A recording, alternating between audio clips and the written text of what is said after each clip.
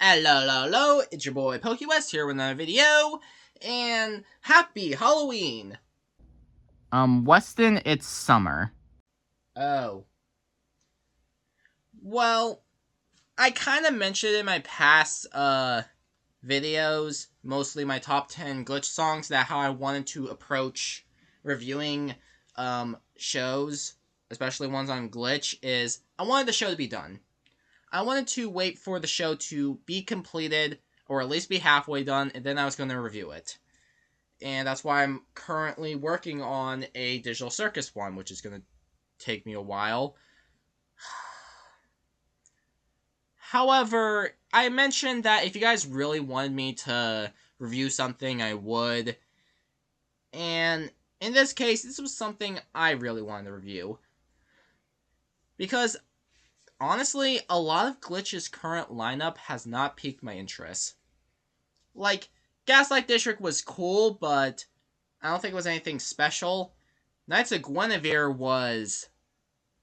I'm sorry, I just didn't really like it that much.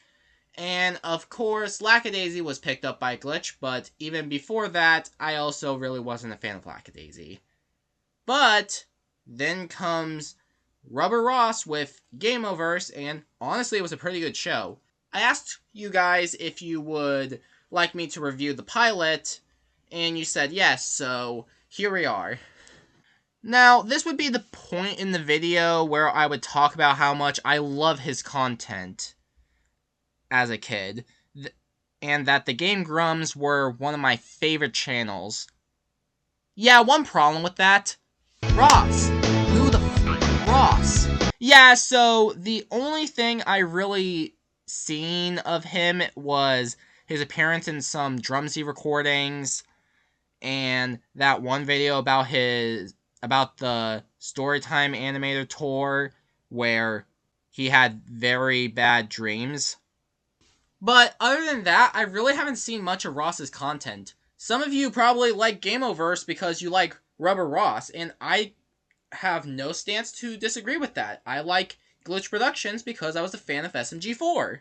However, just because I really don't care about Ross or his content doesn't mean I don't like this. It's probably upsetting you that I have never watched Ross or I never watched the Game Grumps, but what are you gonna do about it?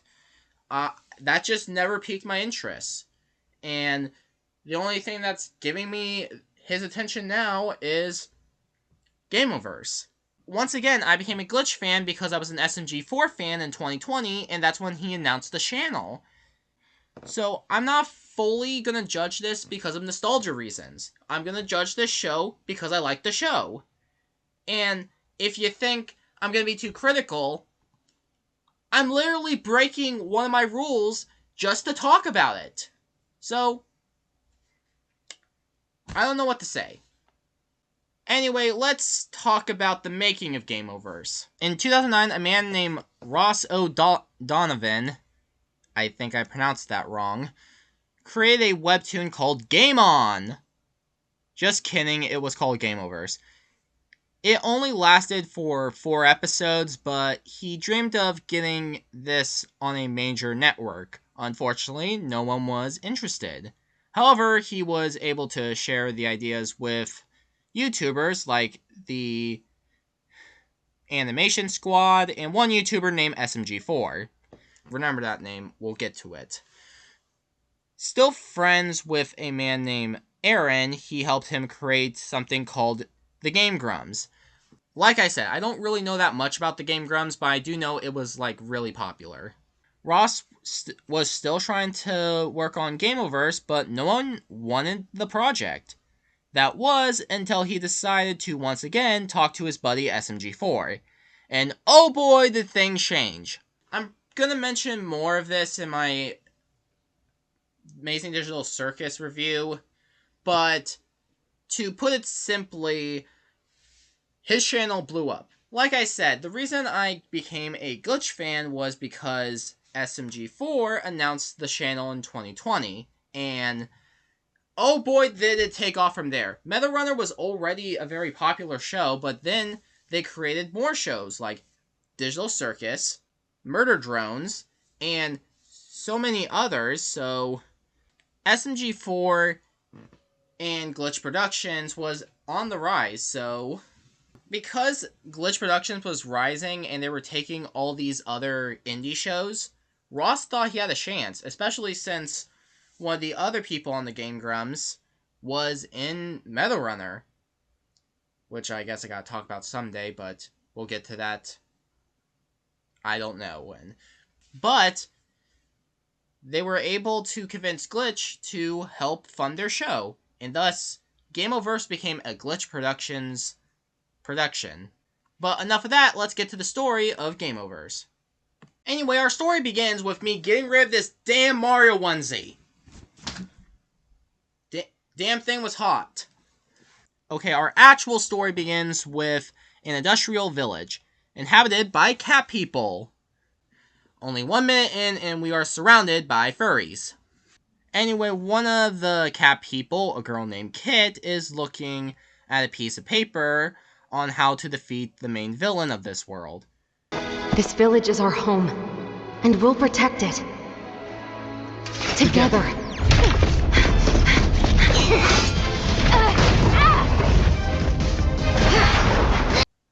Together, and then immediately in the next shot, Kit's fighting this thing alone.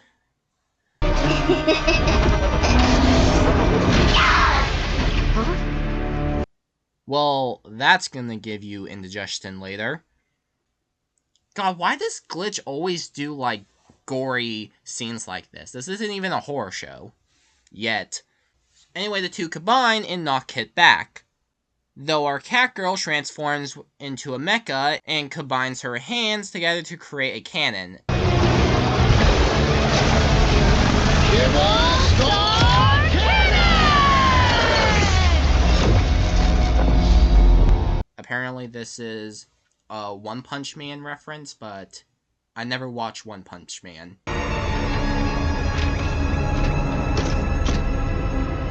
We did it. We won. Okay, who divided by 0?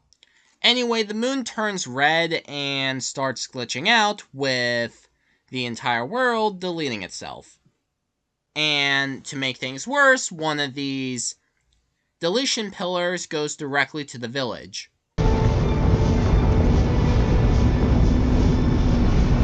No. How a bummer. Anyway, the scene turns from red to gray as this vampire-looking dude comes out and gives Kit his hand. Oh god, wait, don't do anything, Kit. I've seen how this ends. Last time a Glitch Productions character tried to fight someone like this, it didn't end well. Kit looks back at her world before accepting the deal. This was apparently a dream, as we are now in a spaceship going through the GameOverse. Same dream? Same dream. I don't like the sound of that guy's voice, Weston.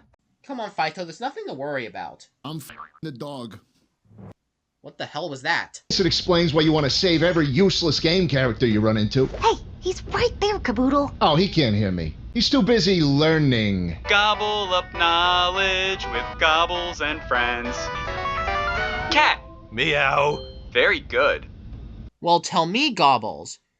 You know what the fox says? God, I'm old. Anyway, the robot named Caboodle thinks they should just have left the dinosaur for dead for being kinda useless. Gobbles isn't useless. He is a Learnosaurus, and he is very good at reading and writing. Great! Maybe he can write our obituaries after he gets us both killed. Hey, you don't know how useful reading and writing can be sometimes. Anyway, Kit explains that they are going to check on the game world and find out who's the hero and villain are. I'm still confused. We're supposed to help the villain, right? Oh boy. You're talking about stopping the win condition. Usually, there's a hero and villain. And if the hero beats the villain on their game world, well... Kaboom! Hero wins, you lose. I can think of so many plot holes with this concept, but that deserves its own video. But all we need to know is that that you beat the game, game over. You know, hence the name GameOverse, Game Over, Multiverse. However, they're not saving any planets today. Not this time, Gobbles. No conflict. Nobody to save. Just recon. Boring recon. Incoming ship detected. Not anymore. Ship. Anyway, we go to the villain ship and see all the other villains working on it. Oh, would you look at this? A Farcade recon ship right in our path. How'd you even see that? Is there a problem? No. There's a Farcade recon ship in our way, sir. Okay, one thing, I absolutely love Warwick's design. I like that he's like a stitched together character. His like very creepy looking design. A leading theory is that he's actually a hero and was the hero against Dusk, the Sephiroth looking dude that invited Kit to Farcade. And if that's so, he probably didn't even look like that before. Maybe he had to stitch himself together because of him destroying his world. He tells Team Rocket from Dollar General to stop them. Do not let them on the planet! Do you hear me? Clean that up! Okay, when I first saw this character, I thought she was a Bulbor from Pikmin, but nope, she's a crab. Hi, I'm Crab Girl. One shot, one kill.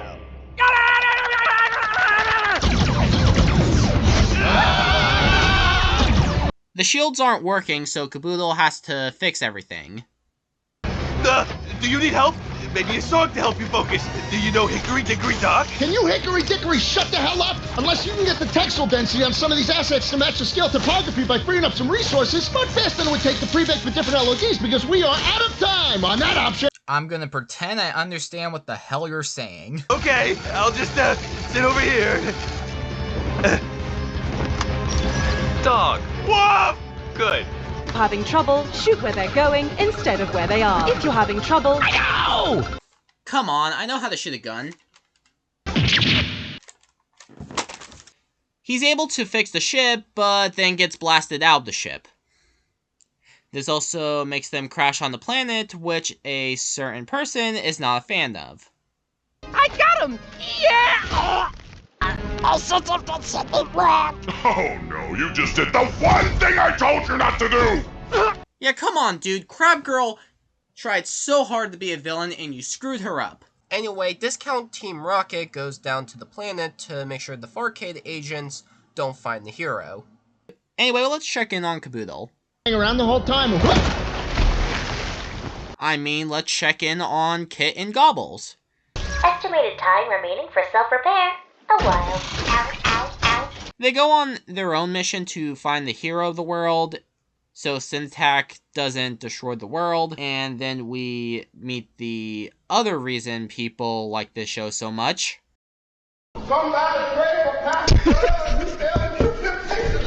Anyway, Kit jumps into the water to look for the hero and Caboodles when Gobbles sees a shark going towards her, and he reluctantly gets into the water while Discount Team Rocket arrives. And that's not a joke, that's actually what they're based off of. And they start looking for the hero themselves. The title screen! That has to be the name of the world's hero. Probably didn't even see it before they jumped in. Idiots. We then cut to this cool pixel sprite thing, and I think this is the perfect time to talk about this. Oh my gosh, Glitch was the perfect company to make this show. They have a key design when it comes to gaming shows, like Meta Runner, Murder Drones is technically gaming, Sunset Paradise, Digital Circus. But then there's also the eldish horror shows, like Gaslight District, also Murder Drones, and Knights of Guinevere. And honestly, those shows don't really pique my interest for one reason or another. So I'm kind of glad that this show came out.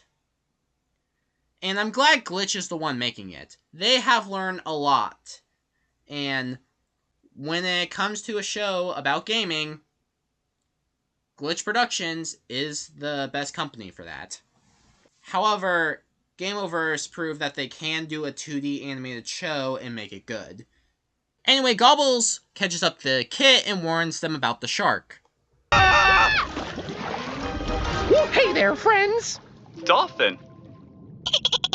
Good. The sci-tech people are about to attack, but... That's Kit! The fat dinosaur. Change of plan. We can't beat these two. What? Then what do you propose we do then? We find Flappers as soon as possible, before they do. My name is Flappers! No. They ask Flappers if they can take them to Caboodle. Legs and arms and a big urchin eye, and he's a... Hey, at least he didn't run in the 2020 election. The fact that that reference is outdated... I'm old.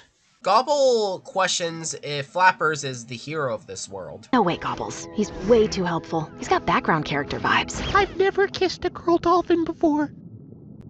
What? Okay, let's forget that we ever seen that, and check in on Caboodle.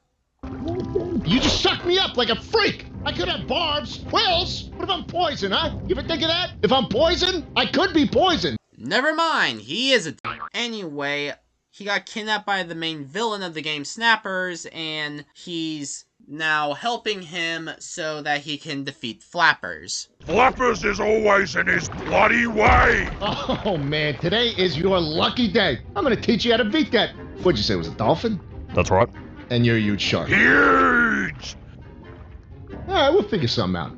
They eventually go to the Coral Reef City, which traumatizes Kit for how much it looks like her own village from her own world, while Flappers goes on another mission, with them not taking a hint, mostly because Kit's having flashbacks.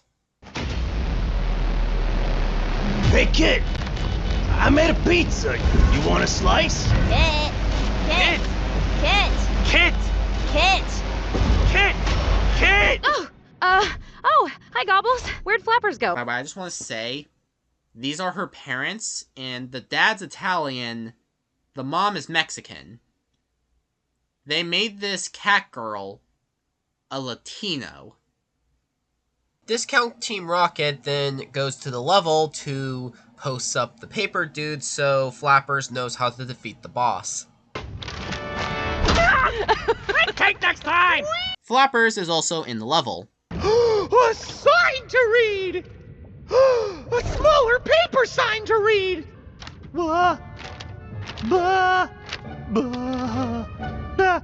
See, Caboodle, how much reading can make a difference? Anyway, the paper guy, I'm not even going to bother to look up his name, exposes himself and just plays along to get Flappers to destroy the giant enemy crab.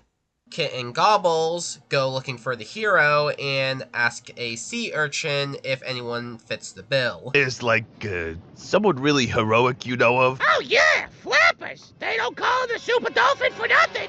Did you just say Flappers is a hero? And a super dolphin? Well, I did say both of those things! Wanna play soccer? No, I don't want to play soccer! Unfortunately, because Kit got this information too late, Syntac has already helped Flappers kill Crabbington. Crabbington is dead. Oh? Flappers has never gotten this far before. That's an interesting statement. It seems that this isn't normal. The killing of villains never really happened. It seems that the Gameoverse is being affected by a glitch of some sort, or some otherworldly power is causing all this to happen. Although, important thing to recognize in the trailer, they don't really defeat the bad guy. He just falls on his ass and everything gets deleted. Alright, we gotta kick this up a notch, Snappers. You're so useless, and we gotta... You can spit fireballs. Yeah? You didn't think that was important to tell me. I don't see what the big deal is. Oh my god! You know, I'm pretty sure he's based off Bowser, but I'm also sure this game is based off Echo the Dolphin, though the final boss there was a giant alien. Anyway, Flappers comes back and shows Kit and Gobbles the piece of paper he found. See? Say hi, Mr. Paper! Now, if you remember, there was a piece of paper that showed Kit how to defeat her enemy. So she puts 2 and 2 together. No time! Then I'll come back and help you find your Frankie Doodle. Hey, what are you doing? Flappers, please. You have to give us that paper. Give you Mr. Paper, but he's my friend. Gobbles tries to explain to Flappers what's going on, but Kit just lets everything spill. You beat Snappers and win the game, this whole world is going to explode!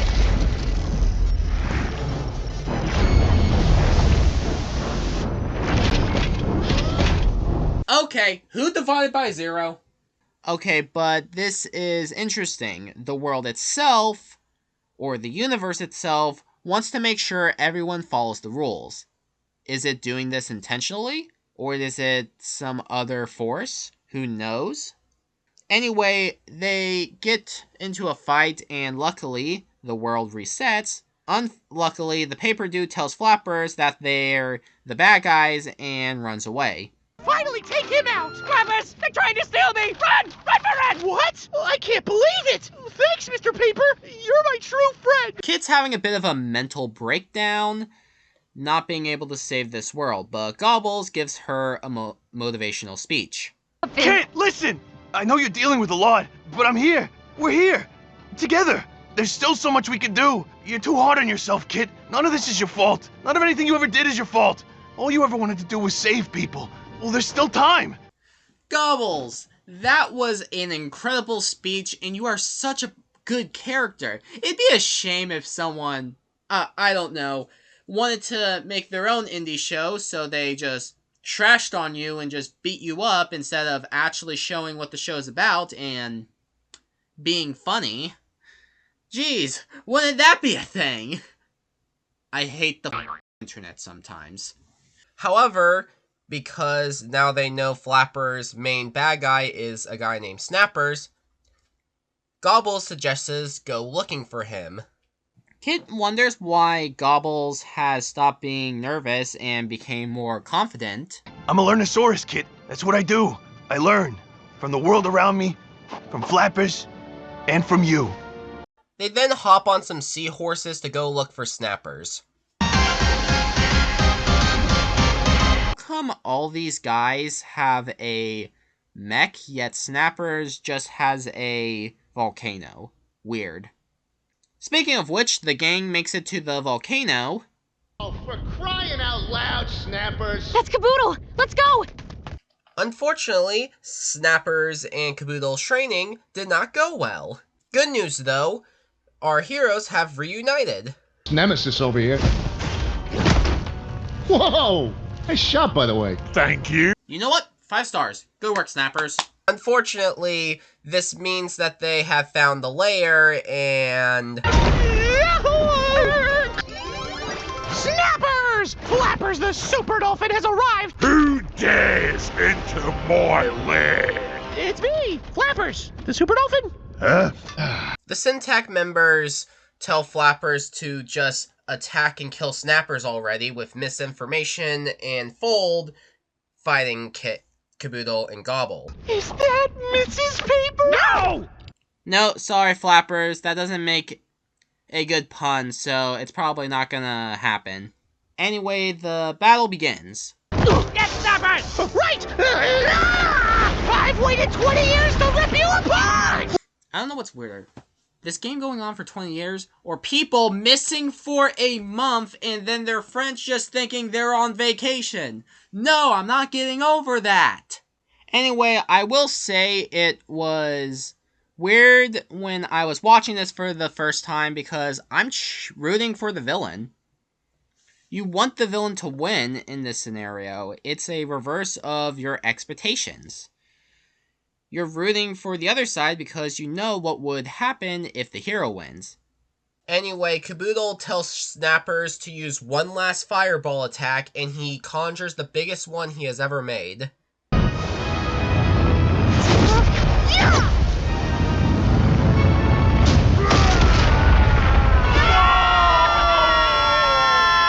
Flappers has won the battle. He celebrates his victory, finally defeating his arch-nemesis.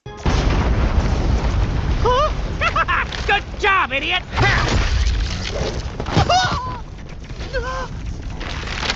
Enjoy dying, big heads!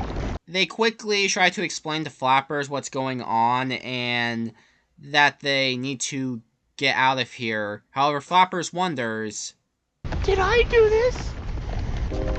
What? Is it my fault? Flappers. You did what you thought was right. That's not your fault. Kit tells Flappers what he, and by proxy, she needs to hear. It's not their fault. They thought they were doing the right thing. They thought they were defeating villains. They thought they were saving their worlds. But they were actually destroying them. The path to hell is paved with good intention. And, unfortunately for them, they were naive. Flappers is able to get them out of the volcano, but it takes Kit and Caboodle to do one last arm cannon to finally escape the planet, as we see all of the sea life die.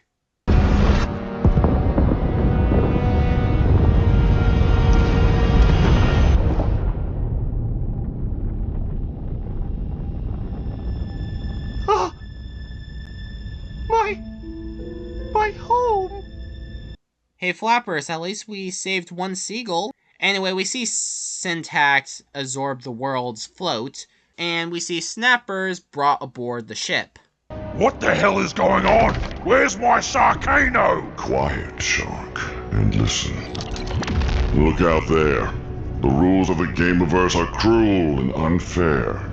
With the float we absorb from planets like yours, we can change those rules.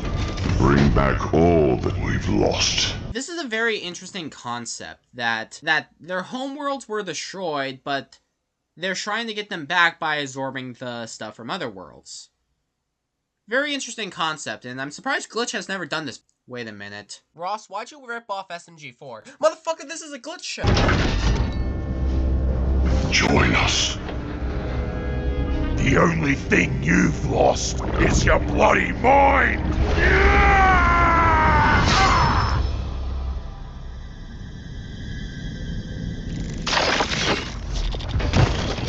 I don't know why, but him just stepping on the crown is just so satisfying. In most media, it would be them picking up the crown, putting them on their own head, saying, I'm the king now. No. He means business. He doesn't need a royal title or anything. So, just crush it under his feet. Anyway, he gives the information on Kit to someone.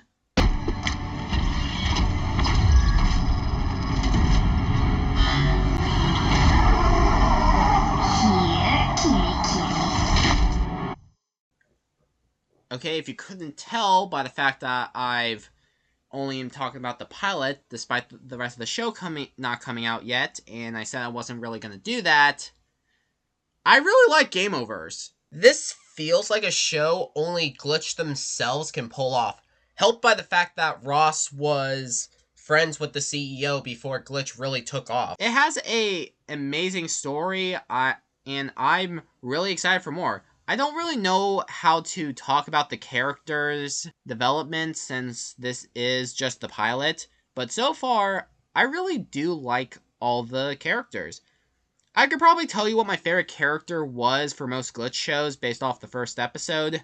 However, I don't really know who my favorite character is in Gameoverse. They're all pretty good for different reasons. They all have their own goals and character traits that I love. I feel bad for Kit. It seems like before she had a go get it attitude, a relaxed attitude, kind of like Sonic. But then after her world got destroyed, she kind of became more cautious and also a lot more depressed. By the way, her acting like Sonic makes sense because RoboKit was basically Metal Sonic. However, losing her world for trying to stop evil really seems to have a toll on her mental health. And something tells me we're going to see that throughout the show. Though luckily she has people like Gobbles, and Gobbles himself is also a pretty good character. Gobbles is from an educational game, so he doesn't really have fighting prowess. He's not built for this type of work. But, like he says, I'm a Learnosaurus, kid. That's what I do. He learns to adapt to the situation and knows when people need a pick-me-up, and he knows when people need a pep talk. Caboodle is voiced by J Slat. Anyway, okay, I do like him, and him training with snappers was absolutely hilarious, but I think I need to see more of him in future episodes.